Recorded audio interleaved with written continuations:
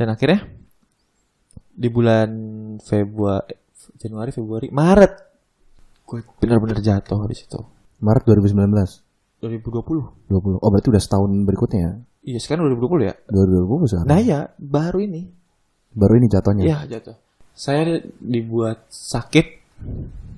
Saya tiba-tiba nggak bisa jalan. Saya dikasih ganitis di lambung, tukak lambung. Kalau saya tiba-tiba ada tumor di empedu.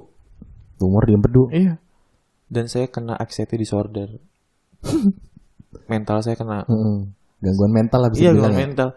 Saya kayak orang gila, Mas.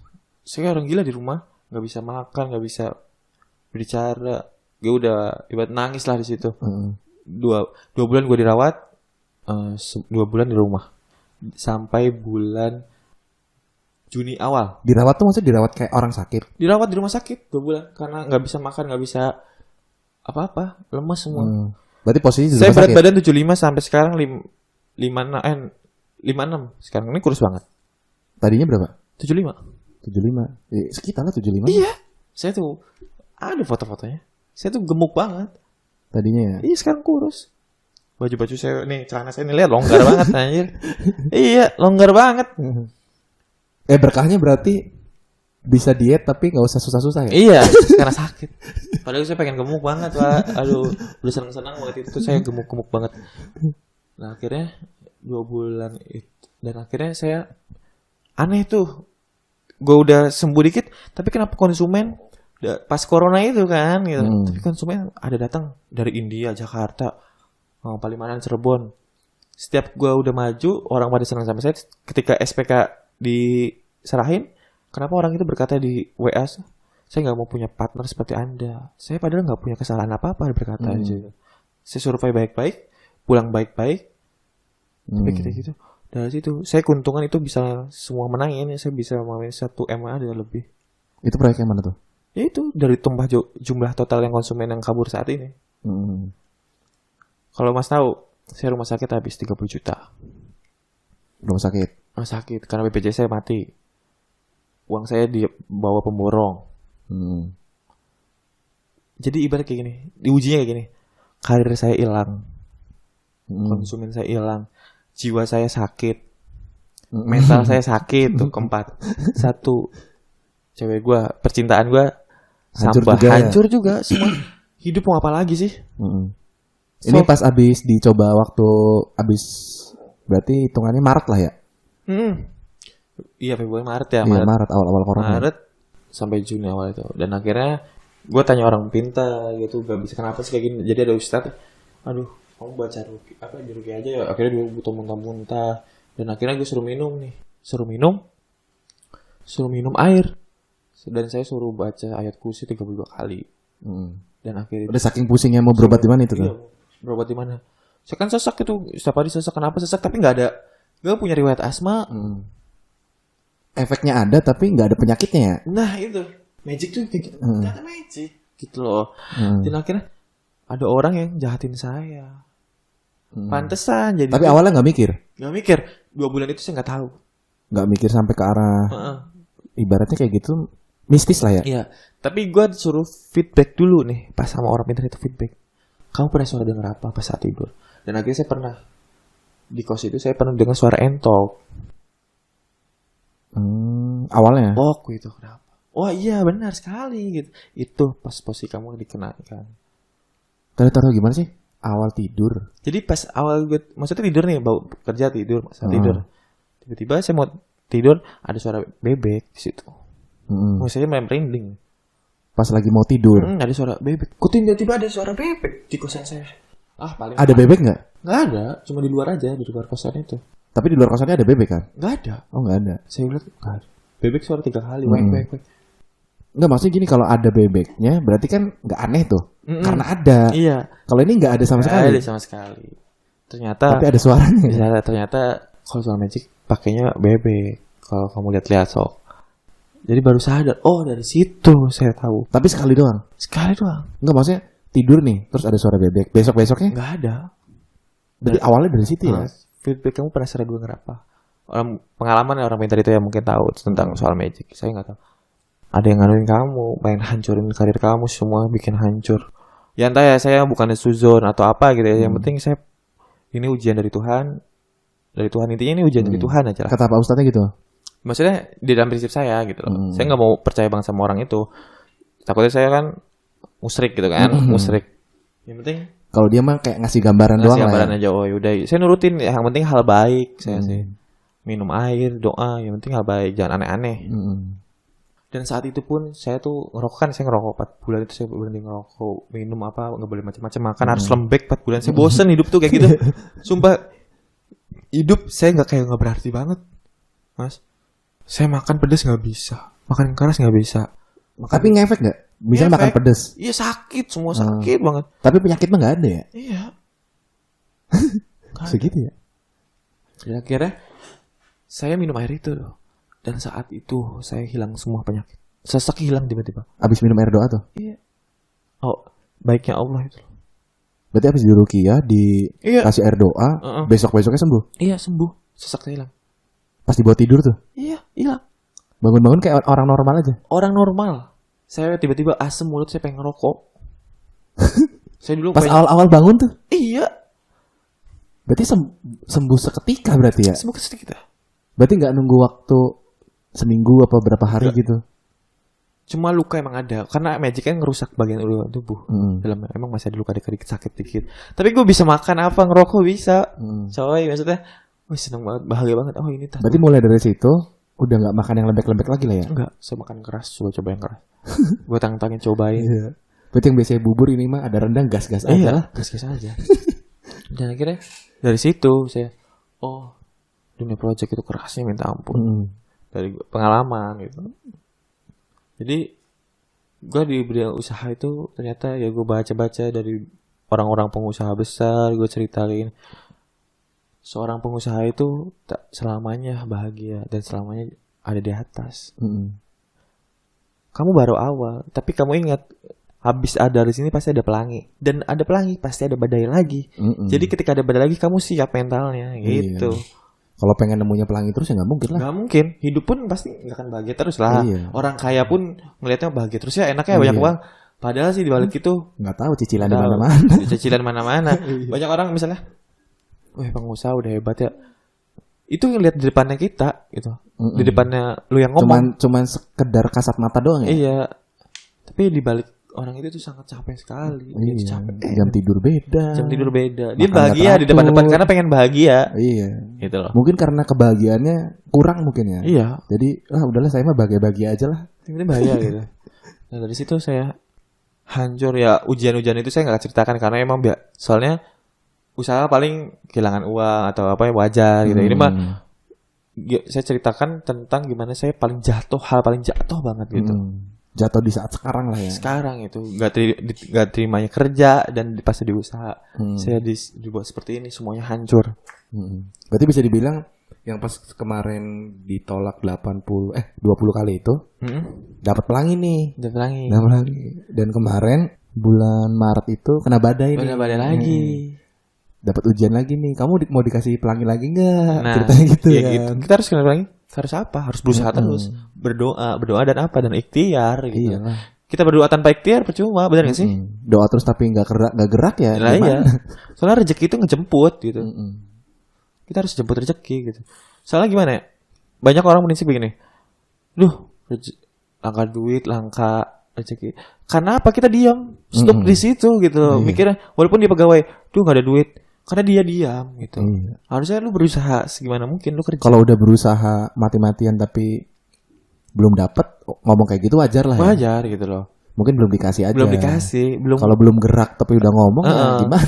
Karena apa, rezeki mah nggak akan bisa tertukar. Rezeki lu ya di situ. Jadi saat itu udahlah gue hancur, gue di situ bingung, semua hancur.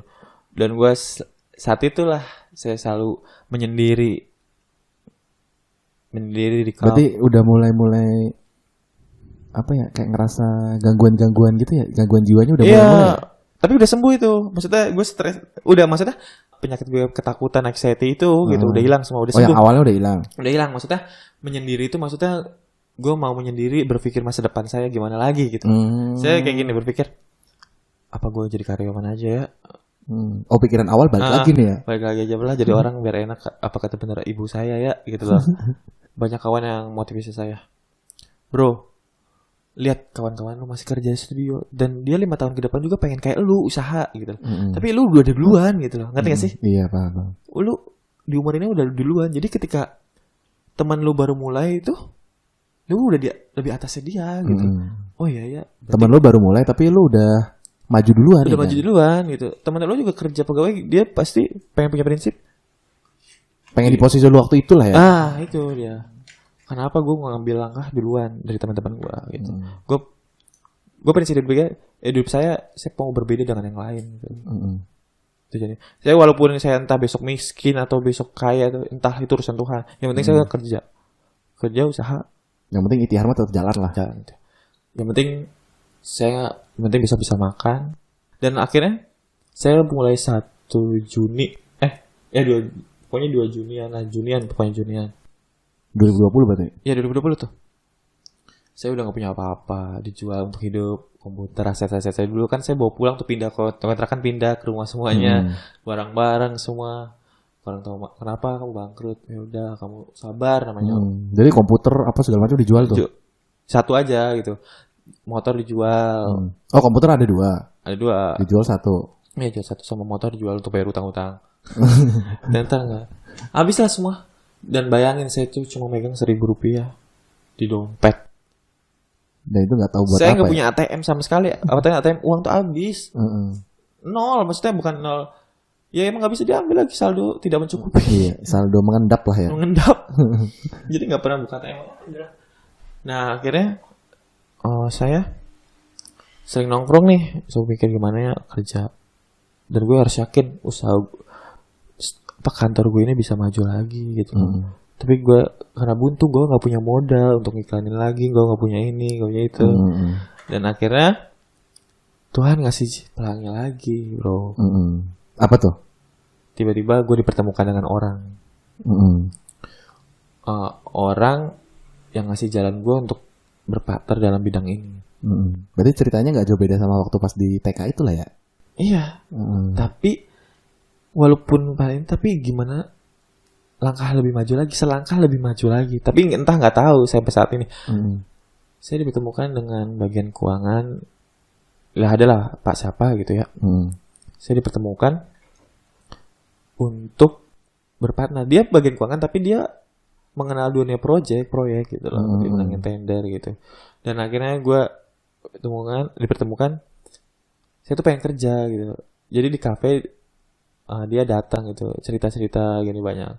Kenapa kamu bersedih gini? Saya pengen butuh kerja, butuh uang. Oh ini ketemu di kafe? Di kafe. Anjir kayak di TV-TV ya ceritanya? Iya. Tuhan tuh sangat baik, boy. Ya itu rezeki tuh nggak ada yang tahu.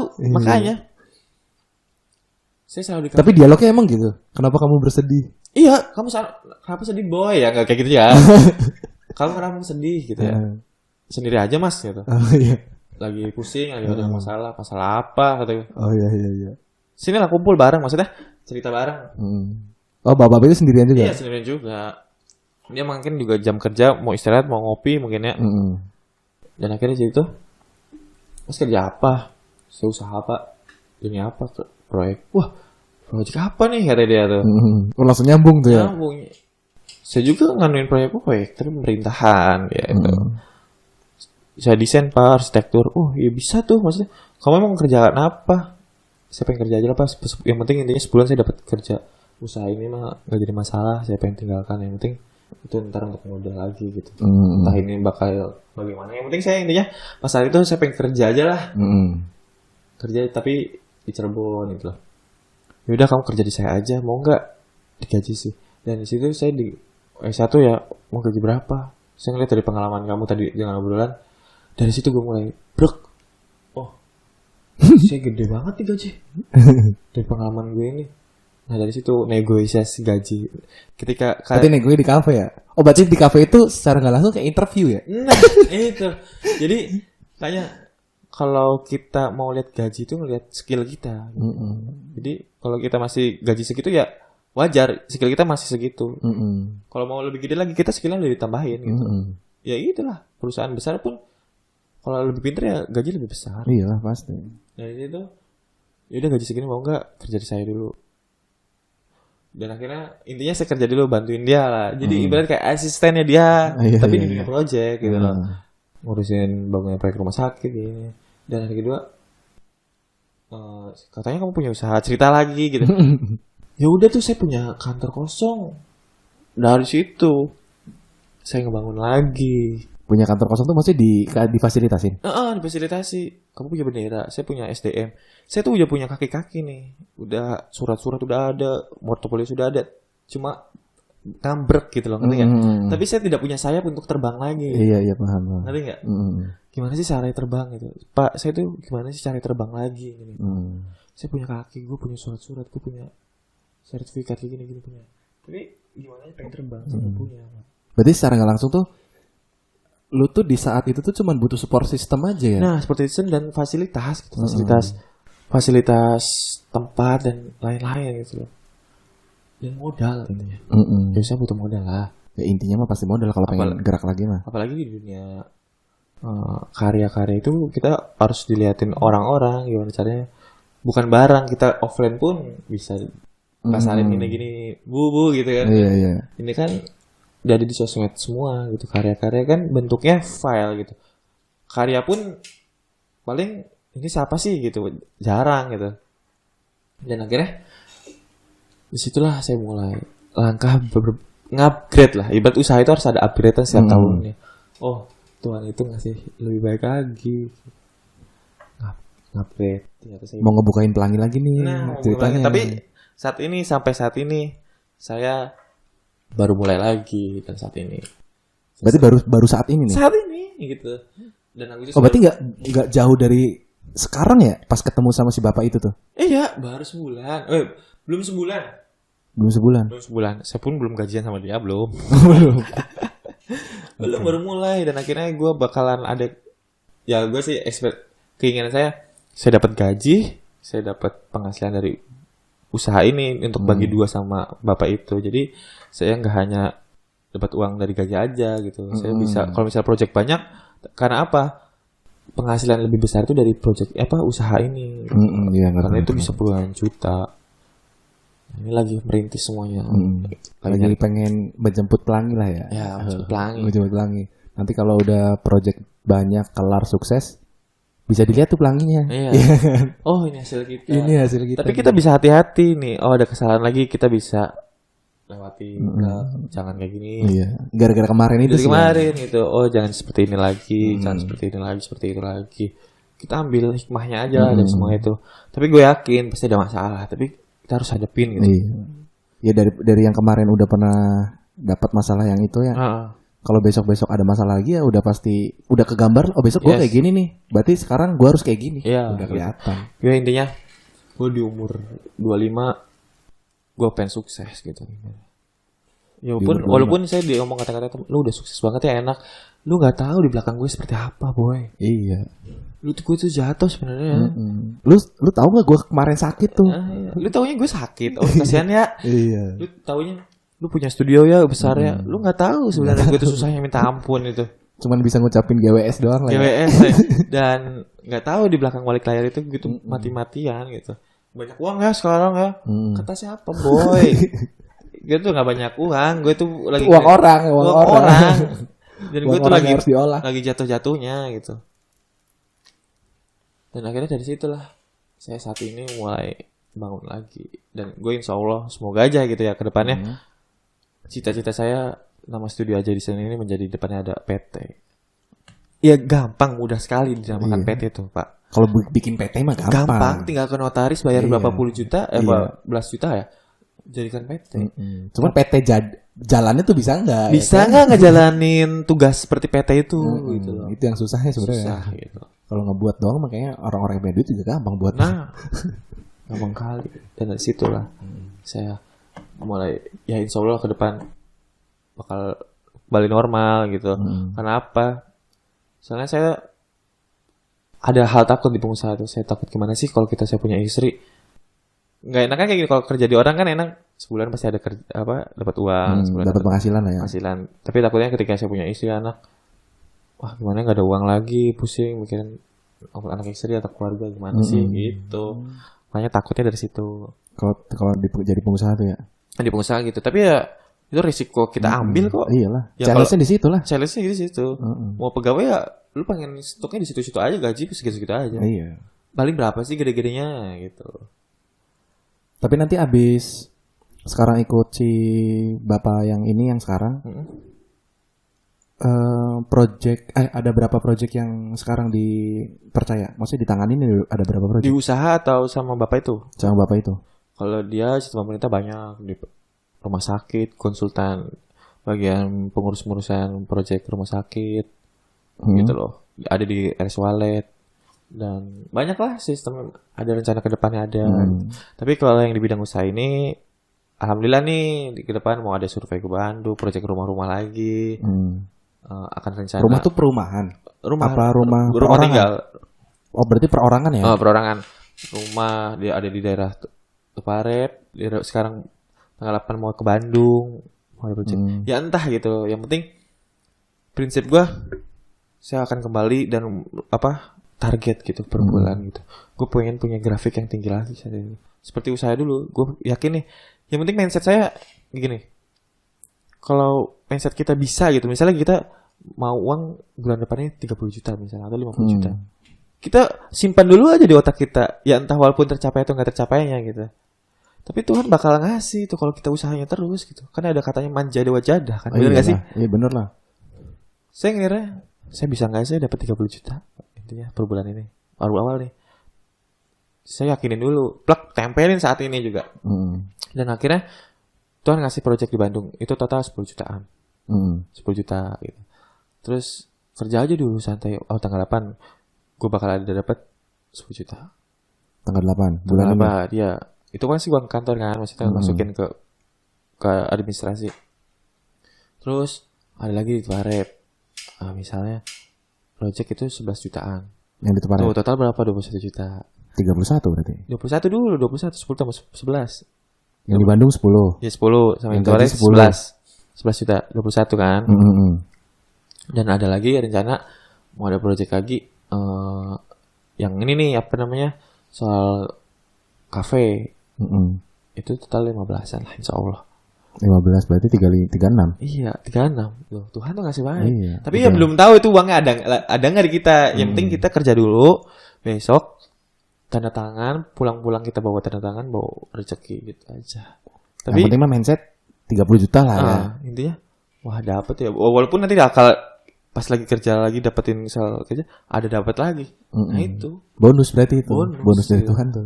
Karena target kitanya 30 dikasih sama Tuhannya 50. Nah, itu bonus lah 20 juta buat jajan. Iya, Tuhan tuh gimana kita lihat hasil kerja kita sih sebenarnya. Gimana usaha kita. Takdir emang gak bisa diubah gitu. Nasib bisa diubah. Iya. Kodam. Iya benar gak sih? Iya benar. Nasib bisa diubah. Kalau lu jadi miskin bisa jadi kaya kok. Bisa lah.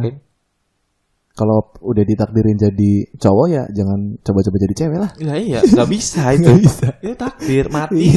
Lu juga nggak bisa ngubah takdir mati. Lu kapan berusaha nih gimana caranya nggak mati besok? Iya. Nggak bisa. Nggak bisa.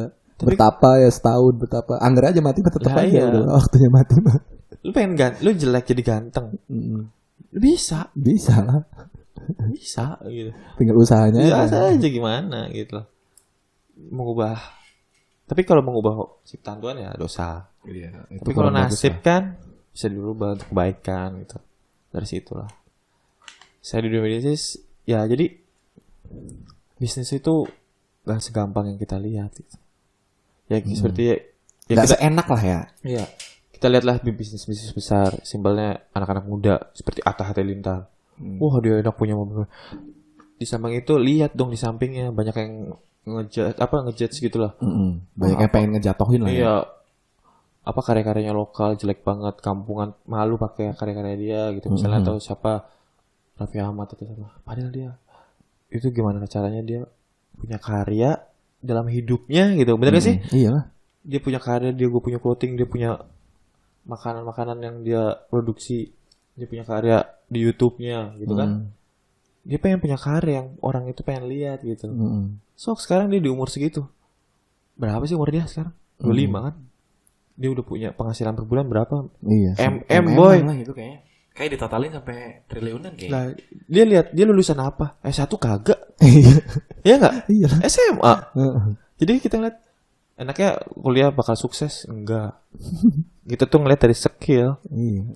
Skill gimana kita? Dari kemampuan pribadinya kita. ya. Dan kita harus punya motivasi. Hidup tuh harus punya motivasi gitu. Punya motivasi, prinsip ke depan seperti apa sih? Dan punya target gitu. Lu target udah biasain hidupnya tuh harus bertarget ya. Ya. Jadi lu pengen misalnya kuliah lah, lu target lulus kapan sih? Misalnya lu kuliah dari 2019, misalnya mau lulus 4 tahun, misalnya 2019 ke 4 tahun berapa sih? 2024. Lu harus punya tanam dulu itu. Kalau bisa lu tulis lah di tembok. Iya. Kalau bisa mah 2022 udah lulus. Iya. 2022 udah Tapi lulus. nggak mungkin. Tapi lu harus yakin gitu. Kayak gue prinsip kayak gitu. Gue baru usaha, gue target 2019. Gue masuk 2015. Gue lulus 2019 awal makan. 2019 awal. Awal, jadi hitungnya 3,5 tahun. Kurang malah. Yang ditargetin 4 tahun. Tahun, tetap aja hitungnya 4 tahun kalau di per tahun saya 15 kelasnya. Dan akhirnya ditanam mindset gue aja gitu. Dan akhirnya Tuhan ngasih itu asal kita usaha terus. Oh gue lulus, itulah namanya tercapai gitu. Dan gue juga harus gitu. Kalau sukses ya gue harus ngejar terus. Ya walaupun saya zaman kuliah, aduh ngeluh terus capek. Aduh gimana lulus kagak ya, lulus kagak. Ya kayak gitu pasti ada di dalam situ tuh. Tapi yang penting kita udah tulis tanamnya itu 2019 kita lulus. Dan kerja pun kita di umur misalnya saya 25 harus sukses. Jangan 25, 24 pun kita harus sukses. Kalau cukup dengan target ya udah cukup.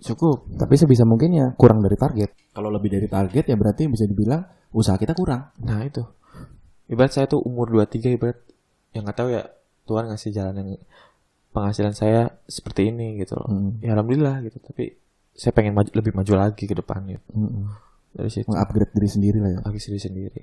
Jadi jangan sia-siain waktu lah untuk berkarya. Jangan masih muda ya. Muda, jangan malu untuk berkarya, serius. Jangan hidup kuliah, makan, pulang, tidur lagi. Udah kayak gitu aja hidup. Pulang kuliah itu untuk kita berpikir, bukan untuk kita. Walaupun cari ilmu tuh untuk apa? Untuk kita berkembang gitu loh. Ngerti gak sih? Iya. Hanya kuliah sih gampang orang pun gitu loh. Semua juga bisa kuliah. Bisa kuliah pun ada uang. Tapi gimana caranya ilmu itu untuk dijadiin karya gitu? Kita misalnya kuliah di kedokteran atau di arsitek gitu. Kita pakai ilmu itu untuk masa depan kita dan kita sekarang kuliah itu gitu loh. Manajemen. Ya gimana kita bisa manage uang gitu kan ibarat manajemen usaha gitu. Kita punya bekal gitu. Jangan kita kuliah hukum, kita kerja di pengacara, ya jadi apa? Hakim gitu. Kita punya bekal itu gitu loh. Kuliah tuh kita pengen jadi apa sih gitu loh. Ya kalau misal saya mau punya prinsip pengen jadi apa, ya udah lakukan gitu. Sekarang nih, ada kalau bisnis ya, kadang kalah sama orang SMA yang punya bisnis, kalah itu ilmunya. Saya sama tukang pun saya bisa dikalahkan gitu, Mas. Ilmunya, tukang sama saya ilmu di dunia bangunan saya, sama tukang yang sering ngatak-ngatak bangunan, ilmunya kalah itu sama. Sebenarnya, karena apa? Belajar dari pengalaman, dari lapangan. Pengalaman tukangnya jam terbang udah jauh lah. Jam terbang udah jauh. Karena apa? Kita kuliah itu cuma ilmu doang. Sebenarnya ilmu itu yang lebih banyak tuh kita di lapangan. Pas praktek ya? Pas praktek. Kita udah misalnya berat kayak gini. Mas belajar kayak gini, berat podcast atau belajar YouTube. Lu cuma belajar doang baca. Oh seru ya. Oh gampang nih. Lu coba praktek. Iya. Pasti praktek sih. Aduh pusing ya. Lihat enggak sih? Enggak segampang yang kemarin ngomong ya. Iya, segampang ngomong. Aduh puyeng udah males lah. Gitu. Ujung-ujungnya jadi males. Lu udah pahamin semua tekniknya, cara nyalainnya, lu cara colokinnya, lu udah hafal volumenya. Tapi kan enggak semuanya media itu sama gitu loh. Benar enggak sih? Iyalah. Beda alat, beda lagi nanti. Beda lagi. Cara penggunaannya. Dan kerja pun walaupun di dunia bangunan gitu atau di dunia usaha pasar atau apa, akan berbeda. Ketemu pasti. Orang-orang yang berbeda gitu. Kayak desain rumah biasa sama desain gedung udah pasti beda tuh. Beda. Cor-corannya udah pasti beda. Saya kerja di PT bangunan sini, saya bekerja di situ. Berbeda. Sistem kerjanya berbeda. Dari SOP juga udah beda kayaknya. SOP sudah beda. Walaupun kamu kerja di usaha, sama-sama pengusaha menghasilkan usaha, tapi berbeda. Itu loh, sama-sama berbeda. Lu punya usaha warung, lu punya usaha warung sama ini A sama si B, dia punya prinsip berbeda-beda pasti. Iyalah, walaupun dagangnya sama ya. Dagangnya sama. Gitu. Oke, masalah karir kayaknya udah cukup panjang banget. Cukup banget. Wah, itu. Kalau nanti ke depannya ya semoga aja yang sekarang ingin menggapai pelangi semoga aja tercapai. Wah, amin bos. Semoga aja tercapai. Amin. Terus juga nanti kan bisa narik-narik orang-orang dari Cirebon juga yang satu bidang tuh. Saya pengen sekali itu. Udah sini aja kerja di saya punya keahlian apa ini. Soalnya kan banyak tuh Pak keahlian yang dia punya keahlian tapi nggak ada medianya. Nah, itu. Karena Bapak juga punya pemikiran orang yang punya kemampuan ya. Kalau emang saya bisa jadi medianya ya udah sini aja. Benar. Sama aja kayak waktu awal ketemu bapak-bapak di kafe ya kan. Nah. Saya punya tempat tapi nggak ada apa-apa nih. Iya. Kasian. Punya keahlian tapi saya butuh ada yang nolong nih. Nah ya. Itu. Kalau nggak ketemu bapak kemarin kayaknya untuk di titik sekarang tuh susah juga ya Pak ya. Oh susah sekali Pak. Bayangin. Ya masa mau ngelamar kerja 20 kali lagi. Lah iya. So bayangin saya udah bisa punya kantor. Itu bayangin kita modal bikin kantor berapa itu? Kalau iyalah pasti lah. 100 juta mah ada. Belum itu mikir nyewa atau bikin ya kan. Nah iya, nyari karyawan rekrut lama lagi. Tapi Tuhan ngasih jalan yang rekrut mau mungkin tinggal share lah. Ngegaji yang pusing, Mbak. Gaji pusing. Project belum ada. So, misalnya saya punya uang modal 200 juta deh. Seret, gue buka kantor plak-plak. Terus project belum ada percuma lah. Ya berarti sekarang alhamdulillah udah ada kantor, udah ada ini. Tinggal nunggu kita kerja. Iya, tinggal kerja semaksimal mungkin. Itulah kemampuan Tuhan, kita dimaksimalin ya. Itu kan sangat baik sekali. Iya.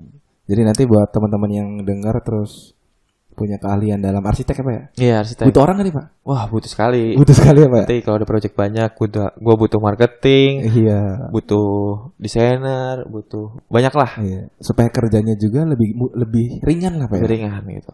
Udah pasti butuh orang. Soalnya semakin berkembangnya usaha itu pasti merekrut SDM itu semakin banyak ya Pak ya? Lah benar sekali. Kalau usahanya lebih besar tapi kita SDM-nya sedikit ya ngejalaninnya rada berat juga. Nah karena itu suatu perusahaan besar tanpanya SDM yang baik bakal hancur. Karena apa? Karyawan semua itu dia bakal kokoh ketika SDM-nya lancar gitu. SDM itu seperti administrasinya lancar, surat-surat lancar, keuangannya lancar dan apa-apa lancar gitu. Surat-surat ke klien, suara orang kemana-mana lancar. Kadang-kadang di perusahaan itu hancur, kadang-kadang apa? SDM-nya yang rusak. Makanya apa? Ngebangun usaha itu, kita awal usaha itu kita bukan aksinya dulu, tapi perbaiki dulu SDM-nya. SDM internalnya lah ya. Nah, internalnya. Jadi kita mau usaha nih, misalnya apa? Misalnya simpelnya warung dah. Kita bukan modal dulu cari itu, tapi kita rinci dulu catatan pengeluaran, catatan pemasukan. Itu catat dulu. Jangan sampai berantakan. Tapi kita bisa punya uang blok beli belanja. Ketika ada yang beli pemasukan pengeluaran nggak dicatat. Terus pas semuanya habis, wah, uangnya ada mana? Hancur kan? Hancur lah. Uang modal mana? Iya. Uang ini penghasilannya mana ya? Itulah yang kita harus. Jadi kita pebisnis nih, yang awal-awal pengen bisnis nih, kita perhatikan dulu SDM-nya. SDM-nya diperhatikan, jangan sampai pas kita udah berjalan lancar gitu, SDM-nya hancur, kita bakal terkapak-kapak gitu. Iyalah, berat untuk melangkah ke depannya lagi juga ya. Berat sekali. Ya udahlah cukup ya Pak. Cukup sekali. Ya. Barangkali nanti ada obrolan kita yang lebih menarik. Wah, ada nanti ke depan. Ngobrol lagi ya Pak ya. Jadi semoga aja yang project yang nanti mau digarap semoga aja lancar tuh. Amin. Yang berapa tuh? 40 juta ada? Lebih lah. Lebih ya. Ya, semoga aja kecipratan ya Pak ya. Amin. Pestanya ya kita. Iya, siap. Semoga aja kecipratan. Ya buat teman-teman juga yang ngedengar terus pusing pengen praktek di arsiteknya bisa ngehubungin gak sih Pak? Iya, hubungin aja. Follow nih Ajay Desain. Instagram @ajaydesain. Itu punya sendiri ya? Ya sendiri. Kalau pengen nanti apa sih itu tuh hitungannya Pak ya? Kayak belajar apa? Oh magang ya Pak ya? Bisa ya Pak? Bisa. Kalau pengen magang sedikit-sedikit cari-cari ilmu pengen praktek. Tadi kan kalau kerja kan kudu langsung ke lapangan dong. Pengen tahu bikin gedung tuh gimana. Iya, mau gimana. Belajar aja sharing sambil aja, ngopi, enggak apa-apa. Saya suka sekali ngobrol. Iya. Berhubung emang orangnya suka ngobrol ya, diajak ngobrol ya ayo aja. Masalah pengen kamar, pengen buat dekorasi atau apa ke kita aja. Iya, gampang. Kalau udah ngobrol enak, pendekatan baik, harga juga kan bisa baik. Semakin banyak teman, semakin banyak rezeki. Iya, itu dia. Itu prinsip orang Jawa tuh kayaknya. Lah itu iya, semakin banyak teman, semakin banyak rezeki. Iya. Yaudah ya Pak, cukup ya Pak. Siap. Makasih udah ngeluangin waktu libur. Libur nggak sih Pak? Nggak sih. Berarti sudah meluangkan waktu istirahatnya. Istirahat. Sebenarnya nggak libur juga. Nggak libur juga. Besok kerja juga. Udah, terima kasih Pak udah meluangkan waktunya. Semoga aja obrolan kita kali ini bisa diambil sisi positifnya. Yang emang kurang positif bisa nggak usah diambil lah ya. Karena ini kita semua juga ngobrolin tuh kalau nggak pengalaman ya asumsi kita aja gitu, benar. Jadi jangan dijadikan patokan hidup lah ya. Benar. Kalau nanti kita beda ngikutin salah nyalain kita. Nyalain kita. Iya. Karena prinsip orang berbeda-beda. Pengalaman orang juga berbeda-beda. Dan penyelesaiannya udah pasti beda juga. Beda-beda juga pasti. Yaudah, terima kasih yang sudah mendengarkan podcast kita sampai akhir. Bye.